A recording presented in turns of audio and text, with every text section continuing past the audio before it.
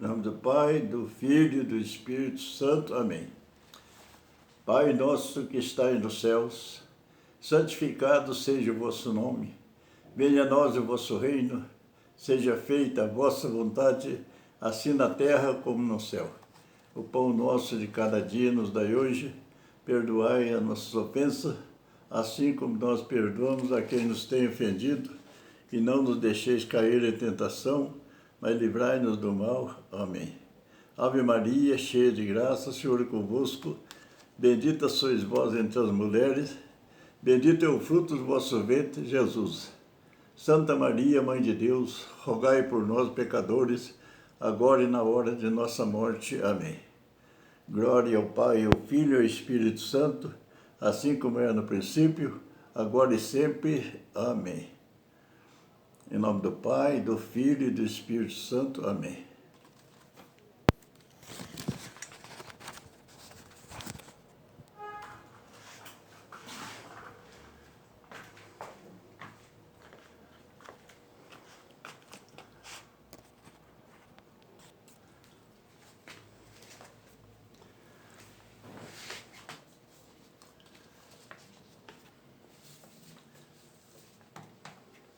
Vamos meditar um pouco sobre as pequenas diferenças e as grandes vantagens. Jesus sempre valorizou as pequenas coisas. Ele disse: quem der um copo d'água ao seu irmão com amor, não ficará sem ser contado. As pequenas diferenças que se tornam grandes. Vamos meditar um pouco e discernir o que é estas pequenas diferenças.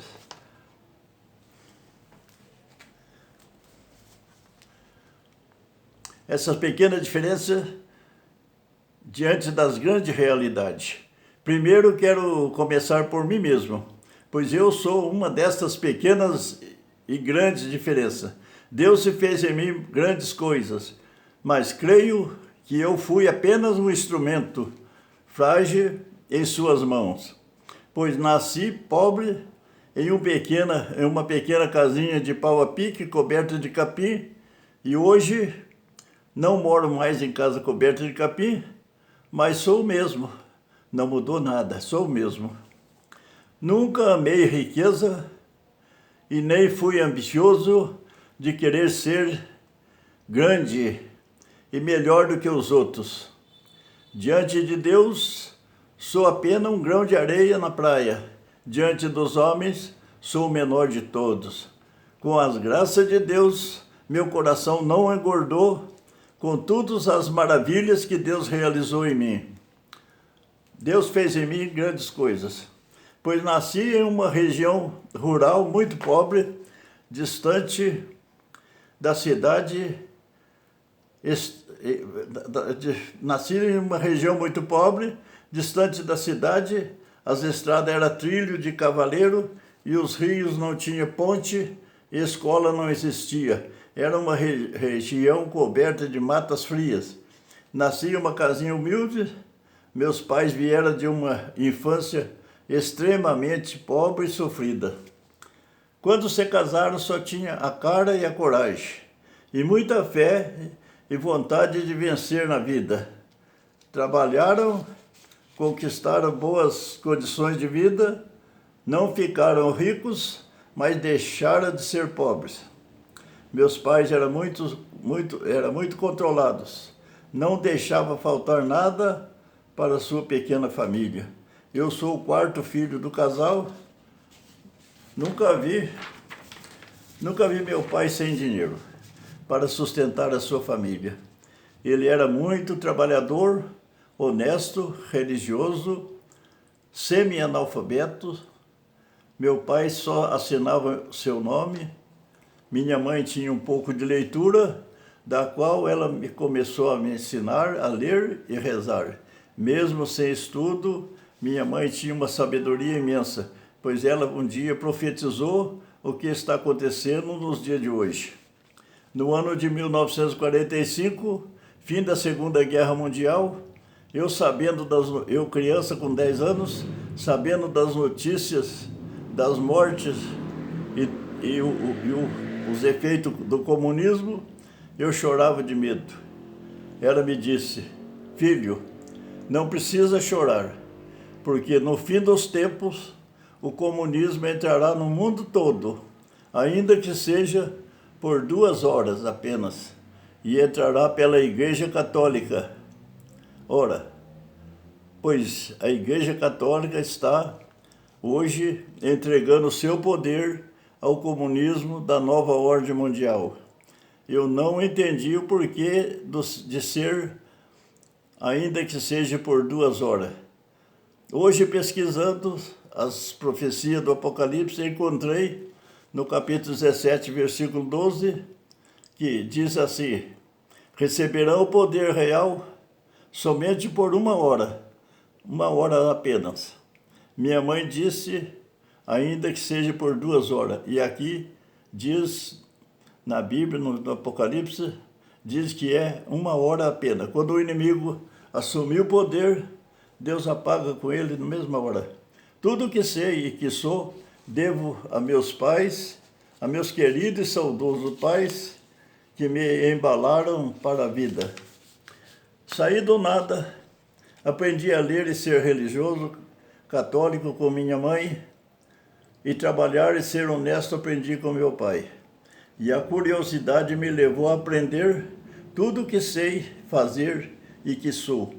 A minha faculdade foi a faculdade da vida, errando e aprendendo, caindo e levantando, assim foi a escola da vida. A vida inteira foi apenas um aprendizado.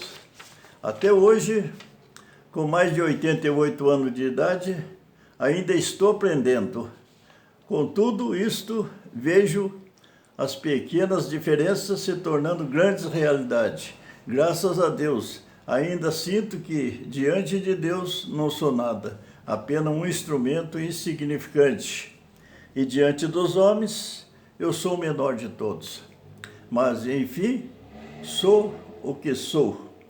Nunca eu quis ser ninguém, a não ser eu mesmo. Não tive condições de estudar em nenhuma faculdade. Tudo que aprendi foi sozinho, pesquisando e aprendendo. E se for descrever tudo que eu sei fazer, fica muito chato. Não gosto de falar muito de mim mesmo. Apenas vou dizer que sem nenhum estudo de informática, e agora, por último, aprendi a manipular o computador e escrevi e publiquei 5 livros de história de famílias. 5 livros escrevi e publiquei. E escrevi e gravei mais de 140 vídeos no YouTube. Na minha vida, tudo é graça de Deus, que fez em mim maravilhas. Devido à minha simplicidade, Deus me deu o dom de discernimento, de ver as coisas muitos anos antes de acontecer. O que me deixa feliz é essas palavras de Jesus. Está escrito em Lucas, capítulo 10, versículo 21. Jesus disse assim: eu vos bendigo, ó Pai, Senhor do céu e da terra, porque escondeste estas coisas dos sábios entendidos e revelaste aos pequenos e simples. Pois fico feliz que Deus esconde muitas coisas aos sábios e aos teólogos e revela a mim, que sou pequeno e simples. Esta é a pequena e grande diferença, pois nasci pequeno e, apesar de tudo que aprendi e faço, ainda permaneço pequenos e simples. Graças a Deus, nunca meu coração engordou e cresceu. Vamos em frente, meditar um pouco sobre as pequenas e grandes diferenças entre Jesus e sua igreja. Jesus disse: vem e vede, o Filho do Homem não tem onde reclinar a cabeça. Mateus capítulo 10, versículo 34 a 39. Jesus viveu os 3 anos de sua vida pública pobre, e sua igreja permaneceu pobre por mais de 313 anos. Mas depois perverteu. Depois dos 313 anos, os apóstolos já tinham morrido, outros era quem dirigia a igreja, e foi entregue o seu poder ao imperador romano, que fez a grande diferença, transformando-se em uma igreja rica, poderosa, por mais de 1600 anos, e está até hoje, no momento atual. Hoje a cidade do Vaticano é um pequeno espaço físico dentro da grande cidade de Roma, mas é muito rico. Tem um banco financeiro dos maiores do mundo. Eu acredito que esta religião católica romana é uma das instituições mais ricas do mundo, Veja a grande diferença de Cristo e sua igreja primitiva com os dias de hoje, com a igreja hoje. Outra grande diferença de Jesus Cristo é a sua doutrina. Jesus disse: eu não desci do céu para fazer minha vontade, mas sim fazer a vontade daquele que me enviou. E a vontade daquele que me enviou é esta: que eu não perca nenhum dos que ele me deu, mas ressuscite no último dia. Evangelho de João, capítulo 6, versículo 38 e 39. Veja agora sua igreja. A igreja está fazendo hoje... O que a igreja está fazendo hoje para fazer a vontade daquele que o edificou? O que a igreja está fazendo hoje para fazer a vontade de Jesus? Nada. Ainda está rejeitando e traindo até o seu nome. O que a igreja está fazendo para a salvação das almas? Nada. Virou as costas para o Jesus e está criando uma religião sinodal que visa somente promover o bem do homem e defender a natureza. Os falsos clérigos estão traindo a igreja verdadeira como Judas traiu Jesus Cristo. Jesus foi traído pelo seu apóstolo. A igreja está sendo traída pelo um falso papa que abandonou Jesus e sua igreja e está entregando o seu poder ao anticristo. Que pequena diferença. É triste dizer isso, mas é uma verdade que está escondida. É uma verdade que está escondida. Poucos são os que vê. Poucos são os que têm o discernimento de ver o que está acontecendo com a igreja hoje. Nem vou comentar mais sobre esta igreja, porque começo a passar mal diante de tanta heresias. O castigo virá. Veja a profecia. O castigo virá. Veja a profecia da parábola do joio e do trigo. Jesus disse, em Mateus capítulo 3, versículo 24 a 30, deixai, pois, os dois cresçam junto até a colheita, e no momento da colheita direi aos ceifadores, arranca primeiro o joio, atai-o em feixes para ser jogado ao fogo, e recolher depois o trigo no meu celeiro. Mateus capítulo 13, versículo 30. Está muito claro que estamos em plena colheita. Só não vê esses falsos clérigos e leigos que foram cegados pelo demônio. Deveria estar orientando e preparando os fiéis para o fim dos tempos que estamos vivendo. Fica patinando em cima do evangelho, pregando água com açúcar aos pobres fiéis que não têm conhecimento. Se esses fiéis vierem a se perderem a fé, a culpa será desses padres, bispos e papas que estão a serviço do anticristo, traindo Jesus e sua igreja. Bem que tem uma promessa de Nossa Senhora, que apareceu em Anguera, e na Bahia, no ano de 1916, que disse para o clero brasileiro, Nossa Senhora disse para o clero brasileiro em 1916, Nossa Senhora disse assim, aos consagrados brasileiros, se não converterem, o seu sangue correrão nas ruas como se fosse enxurrada de chuva. Triste destino desses padres e bispo e papa que estão enganando os fiéis. Será o joio que está separando do trigo para ser queimado.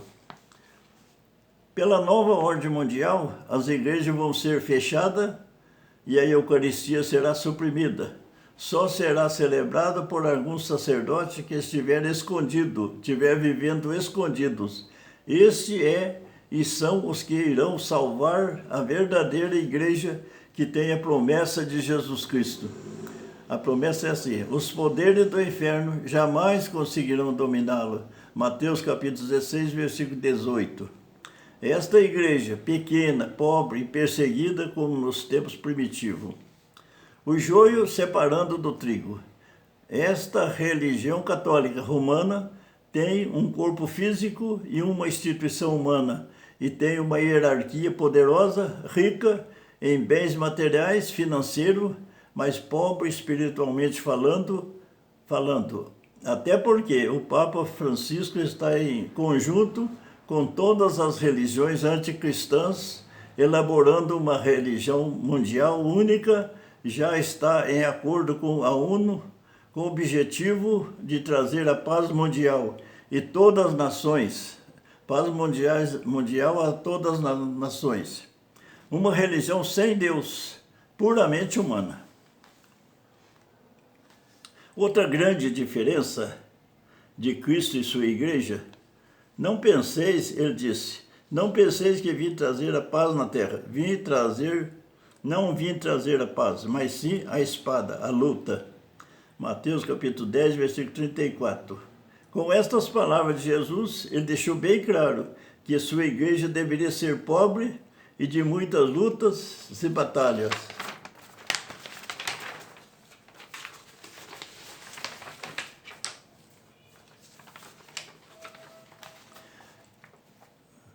Quem quiser me seguir, tome sua cruz e siga-me.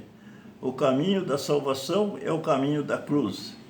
Veja a grande diferença da exortação de Cristo e para onde está caminhando a igreja hoje.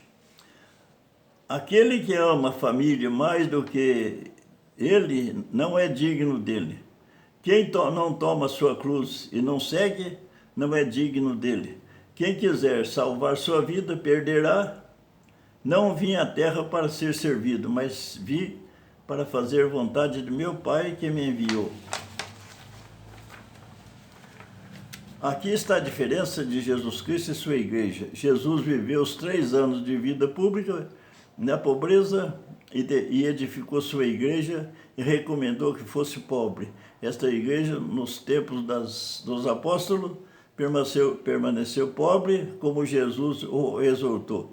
Depois que os apóstolos morreram, 313 anos depois, a igreja perverteu e prostituiu, vendendo seu poder ao Constantino, imperador de Roma, que fingiu ter convertido e prometeu não mais perseguir os católicos.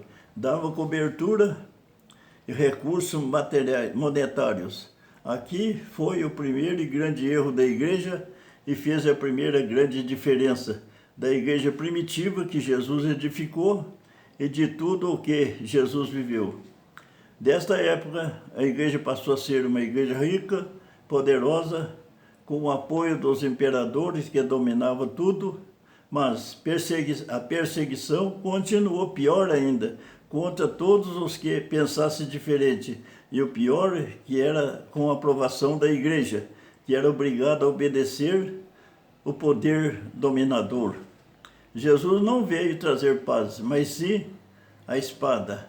O falso clero, neste tempo atuais, estão abandonando o Cristo e sua doutrina para sair para uma religião sinodal, mundial, com intuito de trazer a paz universal. Veja a grande diferença. Jesus disse, não penseis que vim trazer paz, mas sim a guerra. Vim trazer separação. Isso está acontecendo na igreja hoje, por causa do seu nome. Quem permanecer vigilante,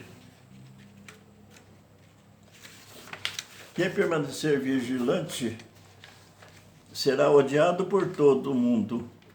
Haverá separação nas famílias, filho contra pai, nora contra sogra e outros. Tudo por minha causa, disse Jesus. A igreja está caminhando para a perdição. Então, estão criando uma nova religião universal, sem Deus, a fim de trazer uma paz mundial. Mas o anticristo tomará o poder e não terá religião alguma, até que ele seja pagado por Deus. Depois, naqueles que perseverarem até o fim, Jesus ressuscitará a sua igreja verdadeira, edificada por Pedro. E tem uma promessa: os poderes do inferno jamais conseguirão dominá-la.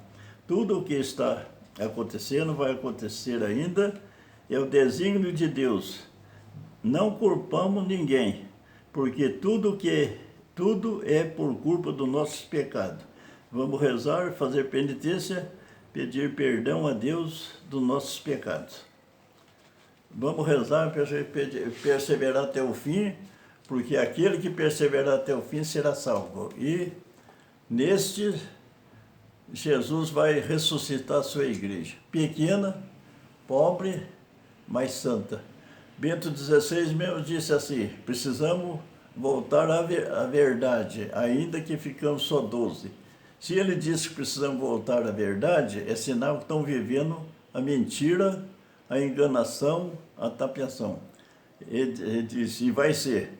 Padre Jonas também disse que haveria uma religião mundial e o mundo ia sofrer as perseguições, as tribulações, mas depois o pequeno resto, Padre Jonas dizia, o pequeno resto que ficar vai dar continuação na igreja verdadeira. Porque a igreja verdadeira, ela não foi instituída sobre coisa física, não teve registro de cartório, não teve nada. Ela foi instituída sobre pessoas. Então, Cristo disse a Pedro, tu és Pedro, e sobre esta pedra edifico minha igreja. Então, ela foi instituída sobre pessoas. E hoje, nós somos a igreja viva. Nós somos o templo vivo do Espírito Santo. E somos a igreja viva, aquela que o demônio não terá poder. E essa igreja viva, Cristo é a cabeça e nós somos membros. Todo aquele que estiver firme na fé, na devoção, na doutrina de Cristo, esses são os que vão dar continuação até o fim. Deus que tenha piedade de nós e cuide da nossa vida e guarde a nossa fé. Em nome do Pai, do Filho e do Espírito Santo. Amém.